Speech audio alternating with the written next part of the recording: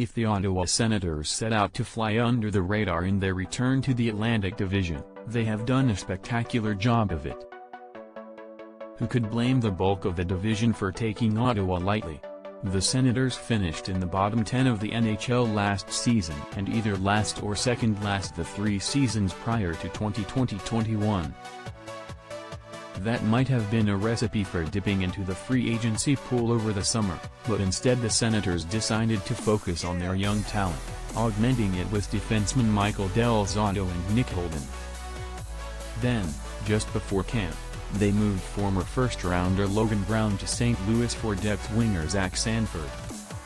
How impactful have Del Zotto and Sanford been in the preseason? Not very. Neither one looked to be in the starting lineup as Ottawa preps for its home opener Thursday. If none of this cap floor fodder sounds like a threat to the Tampa Bay Lightning or Toronto Maple Leafs, there have been further issues. Chiefly, franchise winger Brady Tkachuk remaining estranged from the team in a contract impasse. Add in a shoulder injury suffered requiring surgery to center Colin White and an injury to tough guy winger Austin Watson, and the Senators are thinner than thin. Yes, the Senators have their Atlantic Division rivals right where they want them. Should the Leafs, Lightning, Bruins, Canadiens and Panthers take their eyes off the puck when they face Ottawa, the Senators might have the occasional ability to surprise their higher-ranked brethren in the Atlantic. This is especially true for the US-based teams who haven't seen the Senators for a couple of years. As for Buffalo and Detroit, the remaining 2 Atlantic teams, they have too many issues of their own to be taking anyone lightly. The Senators have a lot to look forward to down the road when Jake Sanderson, Lossie Thompson and other prospects via the draft and trade are ready to join the team. This might be a scary group if Tkachuk sticks around and Tim Stützle, Drake Batherson, Shane Pinto and Josh Norris are here in their primes. But for now, the Sens get to play the role of outside threat with few expectations and little pressure to succeed immediately. If everything goes right and this patchwork defense core somehow comes together as a cohesive unit in front of a rebounding Matt Murray in goal, if Ottawa scores enough to compete and is actually in the running for a playoff spot at the trade deadline, consider it a bonus. There is certainly no expectation for everything to fall into place. This feels like the season where we can see the Senators are playing with house money. By next season, expectations are going to ratchet up. In 2021-22, if things play out somewhat like last season, with a shaky start and then a second-half rally spurred by their young guns, with the addition by subtraction of flipping out 1 or 2 veterans at the deadline for picks or prospects, there is nothing wrong with that.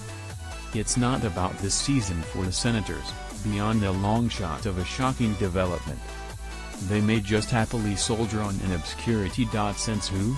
Ottawa is Canada's capital city, but as far as the broader NHL is concerned it may as well be a frontier outpost.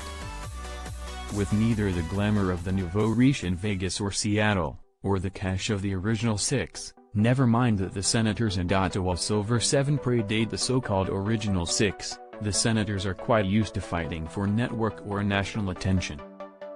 Quietly, Ottawa became a difficult out in the temporary North Division last season, winning 10 of its last 14 games while owning the season series against Montreal and Calgary. The Senators think they can build on that, even if general manager Pierre Dorion prefers not to publicly declare a goal of reaching the playoffs this season. "Let's build upon how we finished last year," Dorion said, at the dawn of training camp. "I think that's the step we have to take this year, that we don't fear any team, we can go and play against any team. We can play their type of game, we can play our type of game and still come up with 2 points. If they do all that, does that not sound like a playoff team?" Realistically, true contention for the Senators is still a few years away, and that is if they can keep their group together. Dorion raised a few eyebrows with his pre-camp line that the rebuild is over. Is it? Should they miss the playoffs and be trading assets at the deadline, we might be calling that the dying embers of a rebuild. But let's not quibble on semantics. Chief scout Trent Mann had a great run selecting talent in the past few years, and head coach D. J. Smith seems to have the ears of his players, coaching a low-payroll team into a group that is building a reputation for camaraderie and tenacity.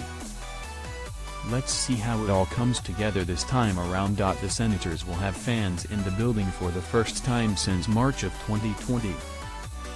With a low season ticket base and a lingering concern for staying healthy as we emerge from the pandemic, it will be important that the Sens play an entertaining, competitive brand of hockey to keep the home fires burning at the Canadian Tire Centre.